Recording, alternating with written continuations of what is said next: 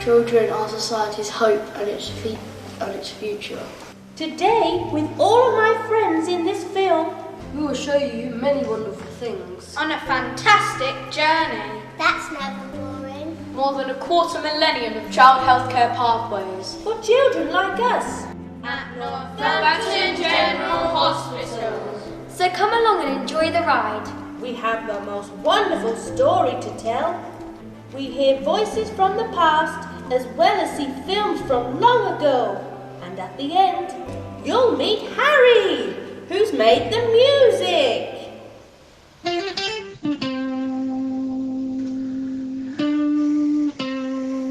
The original infirmary was at George Row and was a converted building. The archive at Northampton General Hospital allows us to reconstruct the 18th century child inpatient and outpatient journey. On the opening day of the infirmary on March the 29th, 1744, the first patient was a child, Thomasin Grace. She was 13 years old and had scald head. But after 100 days of inpatient care, she was discharged cured. An original print of the infirmary ward for 1745 is very interesting. The ward conditions were very different from now. There were single-sex wards, there were no toilets. Each bed had its own chamber pot and patients placed them into a barrel at the end of the ward. Windmills were even tried, and even then weren't enough. And that's not all. You were expected to help out in the ward. If you could read or write, you had to teach other patients to do so. The patients admitted were suffering from poverty and years of chronic malnutrition. Children as young as 2 years of age were seen in outpatients and from 8 years of age admitted. Like Thomasin, some of their symptoms have lasted many years. Paediatric cases up to and including 16 years of age made up 26% of the number of patients seen for that year. I found out that Thomasin had a younger brother called Thomas. On June the 21st, 1746, when he was 13 years old, he was admitted after an accident with a fractured thigh and arm. He was discharged on August the 23rd, cured. I wonder how he managed. I'm Maisie. I've helped make this splint. It's very comfortable.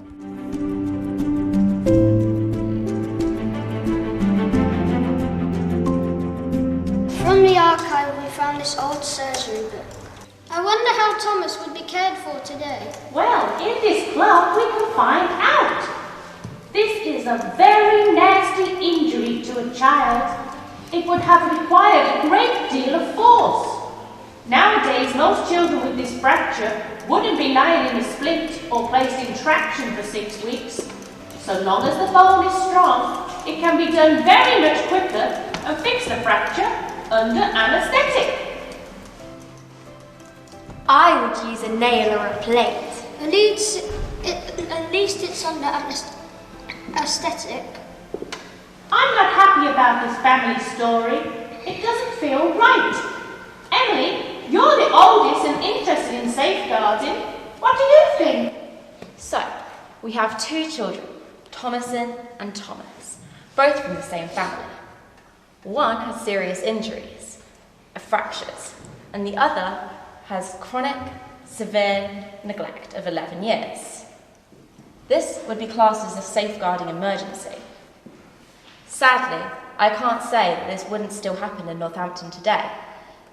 Today, children's safeguarding systems should let these children be identified far sooner and let the hospital be a place of safety. Effective interventions then put into place should allow these children to then grow up in warm, happy and safe environments and have a full life. But it can sometimes work out extraordinarily well. Take Stephen. Hi, I'm Stephen. I want to be an actor when I grow up. And, well, I was adopted at a very young age and, well, wasn't expected to do much. But, thanks to the loving care of my parents, I managed to do quite a lot, actually. I have many dreams that I'm sure I'm going to be able to do. And, well, my consultant, Dr. Williams, said that this is, well, the most amazing change he's ever seen.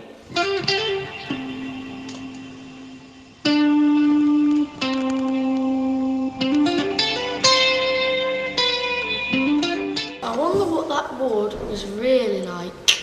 I'm an honorary member of Northamptonshire Film Archive Trust. My friends there saved a 1935 film about Northampton General Hospital. The children seemed happy there were toys. The matron is Miss Eleanor Hay, and her hat is called a wimple. She clearly knows what she's doing. Before the NHS was set up, hospitals were kept going by local funding. That young girl is called Sylvia MacDonald. Her son told me that she lived a full life and was a wonderful mother and grandmother. There's film of light treatment too, for rickets. Paddington Paediatric Ward first opened in 1938. We have a film of Father Christmas coming to visit it in 1963 and giving out presents. There you see it, Father Christmas does exist after all. Funding always has been a challenge. Florence, you've looked into this. When the Northampton Infirmary first opened, it only treated people who are too poor to be able to afford healthcare for themselves. To be admitted, patients needed to get 2 tickets of recommendations for the subscribers to the infirmary. These extremely high mortality rates were mainly the result of infectious diseases worsened by smallpox epidemics on a background of chronic undernutrition and poverty. Social conditions started to slowly improve, but the figure was still 188 deaths out of 100 children in 1878 Northampton.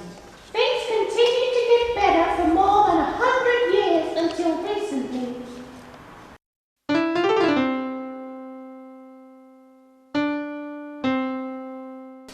Nearly all medicines were initially made in the infirmary.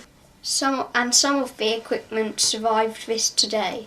The average weekly cost of drugs was about 9p. The hospital still makes some of its own medicines.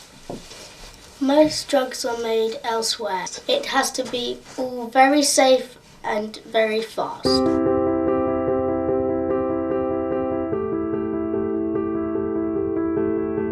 We all need spaces to breathe and play. The first infirmary had a herb garden, which was used by the apothecary to make medicine for the patients. In the new building, from 1792, there were intensive grounds that were originally used to grow food for the patients. We have some 1935 films of these gardens. Look at that! We can see large greenhouses. And look at the size of those marrows and that cucumber. You wouldn't see that in the supermarket. What are you going to be when you grow up, Ashley? I'm going to be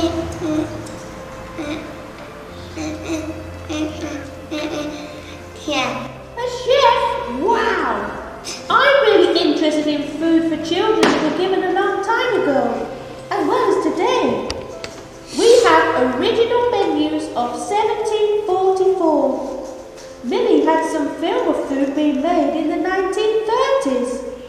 Children need good food to grow and develop properly. There's nothing to stop you from choosing badly. The 1744 diet is pretty much the same every single day. That's also right. What did you find? We did a dietetic analysis comparing the published 1744 Northampton Infirmary full and milk diets with random choices from Paddington Paediatric Ward. There's loads to choose from nowadays. Well, nutritionally, you do much better on the 1744 diet than you would nowadays. Remember when Thomason was admitted and had to stay for over 100 days? That diet and good hygiene would have cured her. However, on Paddington diet, if she chose badly, she wouldn't even meet minimal requirements for nutrition, and her 100-day stay wouldn't have made her any better. So she wouldn't have got better?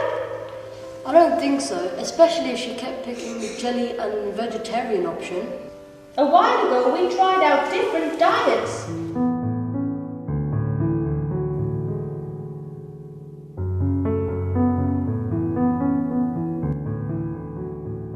What do you think, Ashley?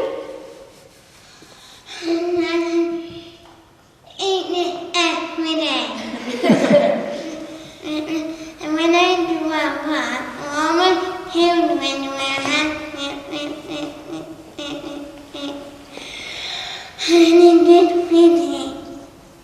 Yeah, they'll have good food to eat. Well said, Ashley.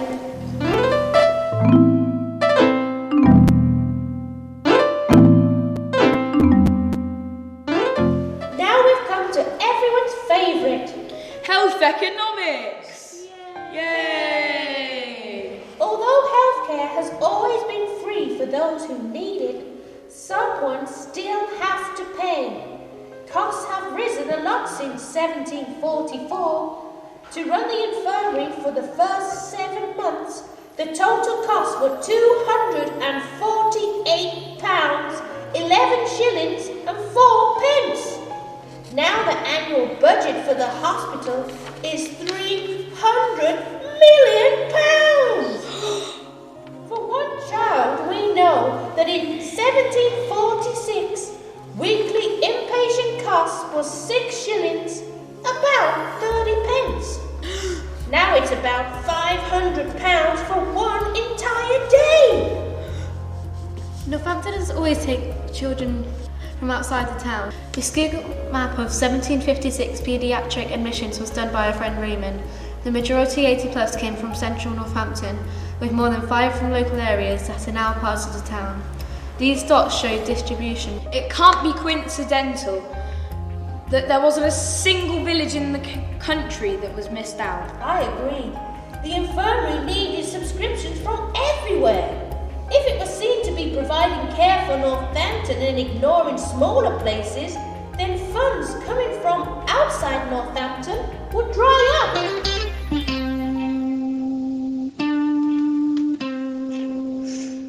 Some of my earliest memories are from my time spent being treated for acute leukemia on the children's ward at Northampton General Hospital.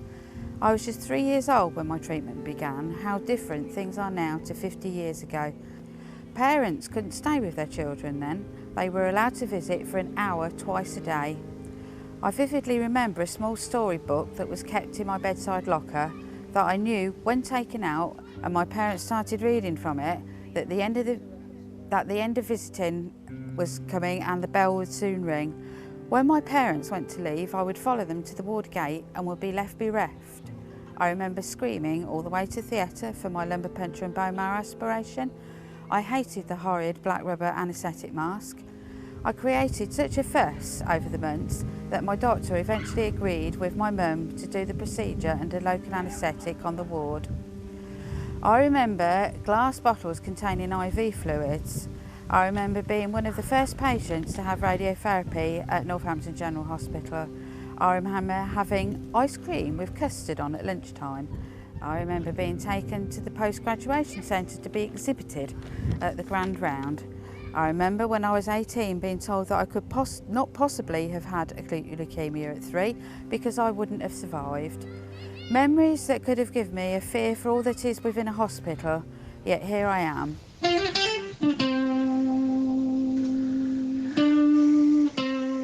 When I grow up, I may train to be a nurse.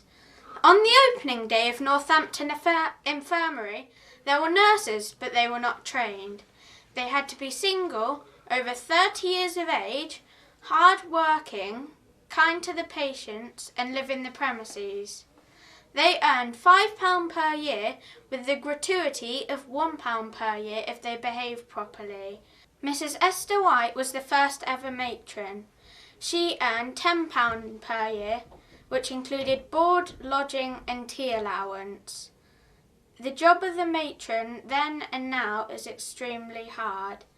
Mrs. Esther White died still in post 1751. Things moved on and the nurses began to be professionally trained.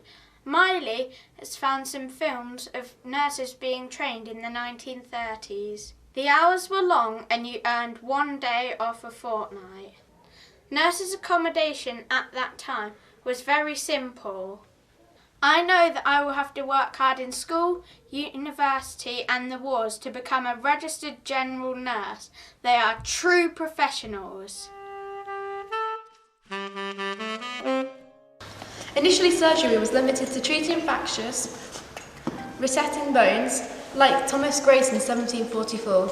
Some of us here have had hip or spinal surgery, but now they're okay. Look at Lucy. Lucy, Lucy, Lucy, Lucy, Lucy, Lucy, Lucy, Lucy. That's impressive. Riley, you want to be a doctor.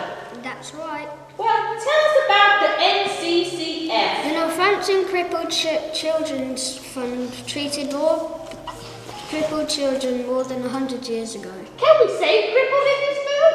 Yes, we can. It was a term used at the time. Now the word has been reclaimed to affirm full and equal rights.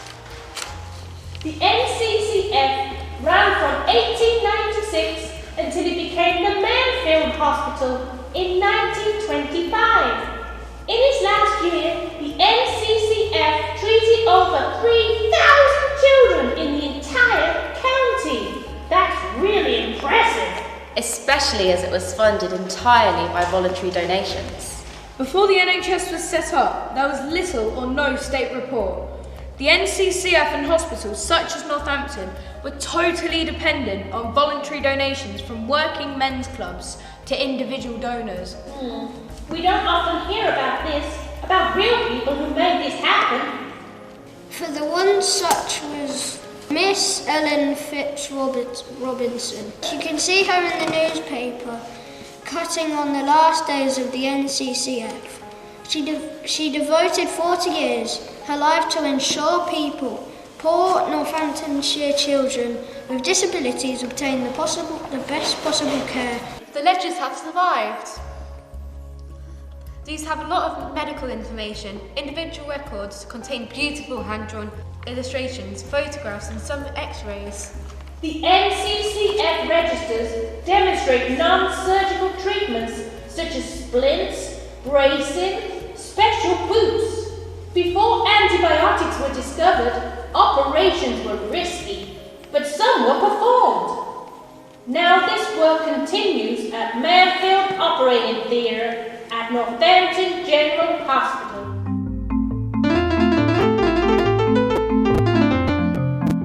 Edward Jenner's 1798 discovery using cowpox inoculation meant smallpox mortality fell from 31% and unvaccinated children compared to the 1.2% to the inoculated.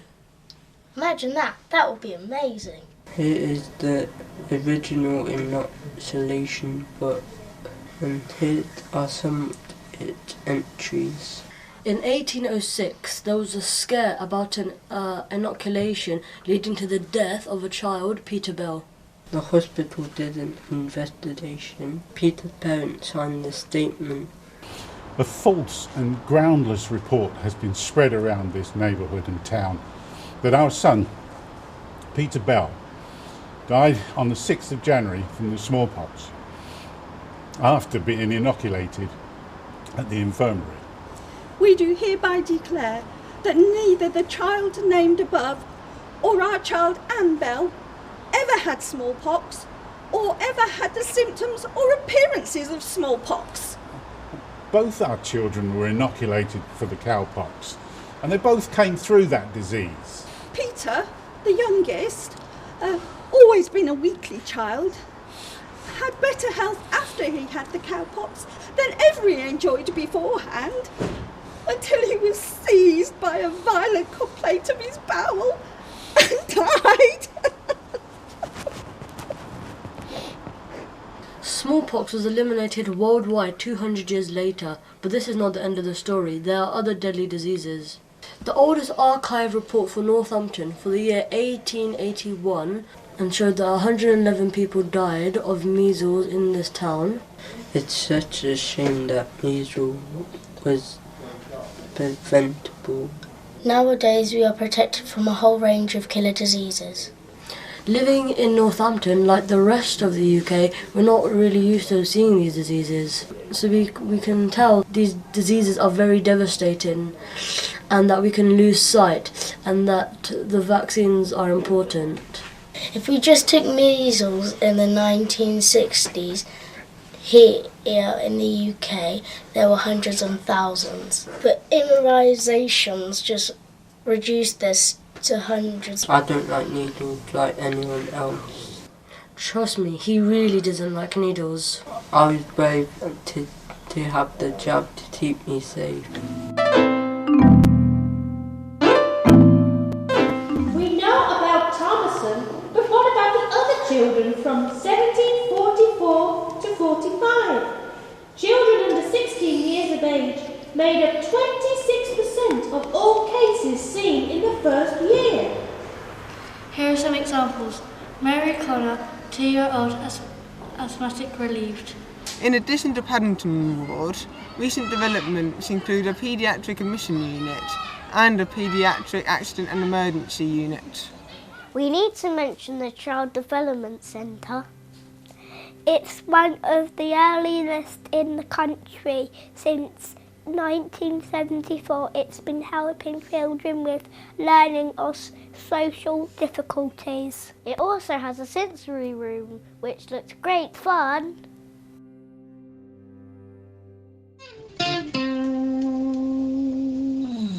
My name is Stephen. I was born 11 weeks early and I'm alive because of premature baby units in Northampton. There was a premature baby unit from 1947. At that time, a premature baby was defined being under 5.5 pounds. It shows the full premature baby care pathways from that time. Jaundice, yellowness in newborn babies, is very common, but it sometimes can cause serious problems. Dr. Gossett invented an oximeter, leading to an important 1960 Lancet publication.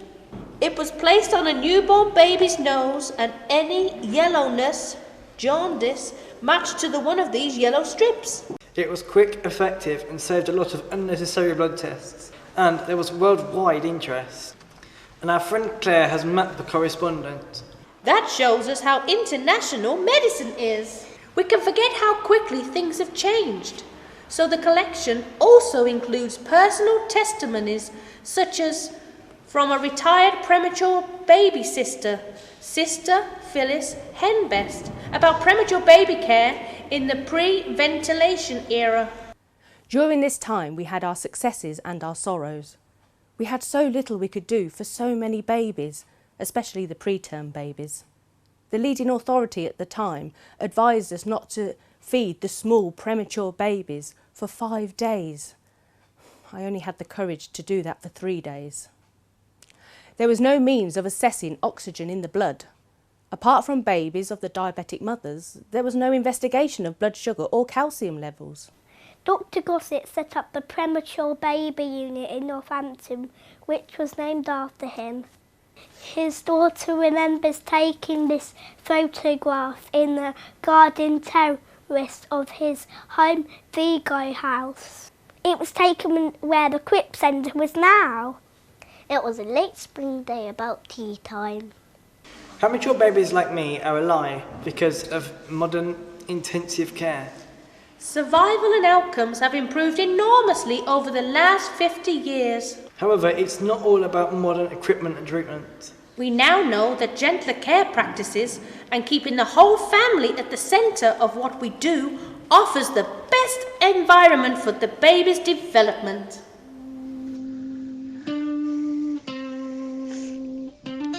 The voice of the disabled are being increasingly heard and decisive in making own choices about how to live their lives. What all this is about is allowing children to live their full lives. So what happened to the first Northampton infirmary patient, Thomas and Grace Ewan?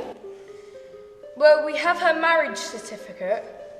Look, she's now moved to London, wrote her name. This is more than 100 years before compulsory schooling. Here is her death certificate. We know she married a second time and died in 1802, aged 71 years.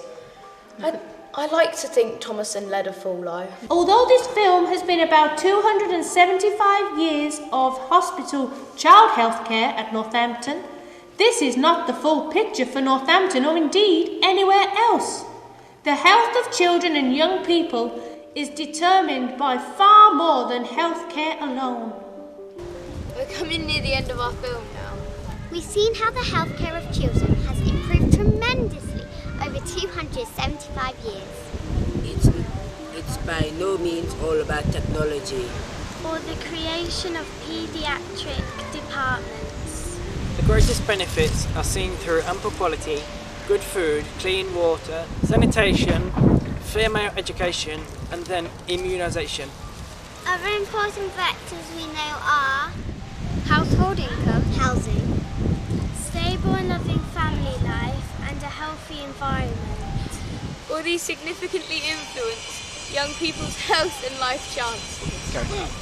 Better healthcare can never fully compensate for the health impact of these wider economic and social influences, so it can't just be solved by antibiotics or new facilities. It's clearly so much more. Child healthcare still remains an ongoing battle. In the UK, there are 15.5 million children and young people like me under 20 years old. If we forget the lessons of the past, it is all too possible what was seen before will return. Well, it's been a busy day. You would never guess it. My span has also been sorted. I tend to live a full life. I hope you do too.